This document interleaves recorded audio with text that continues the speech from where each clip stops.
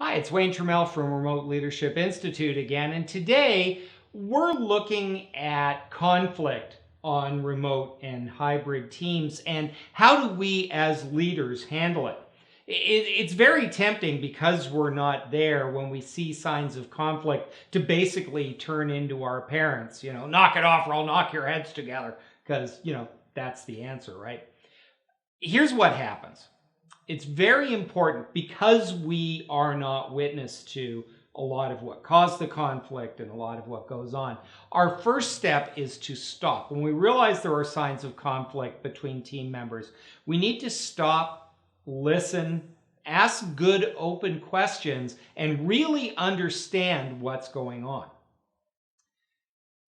We need to give parties a chance to handle it themselves first.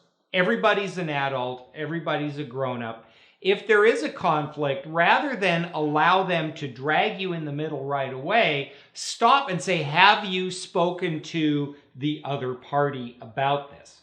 What was the discussion? What was the outcome? And check with both parties to make sure that they have an equal understanding of what's going on. If you must get in the middle and arbitrate, have as rich a conversation as you can. This means this is not an email issue. You do not just send an email saying knock it off and it'll magically solve the problem.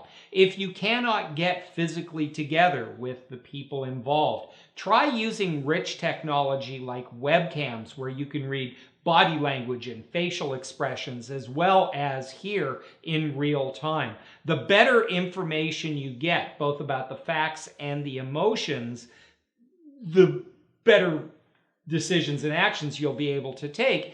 And this requires really good, rich communication. When you propose a solution and you've gotten buy-in from both parties, there needs to be metrics. It's the old expression, trust but verify. Emails will be returned within a certain period of time, that kind of thing. And then once a solution has been reached and the metrics set, you can't just assume that the situation is magically fixed. Check in with both parties as needed, but check in after the fact and make sure that expectations have been met, that any changes to behavior are being done, and that things are better.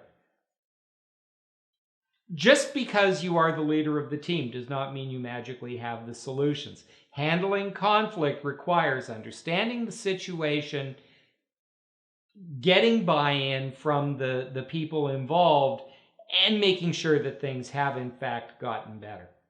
We deal with a lot of this in a number of our programs, including coaching and feedback at a distance and how to create and manage remote teams. Check us out at Remote Leadership Institute. We'll see you next week.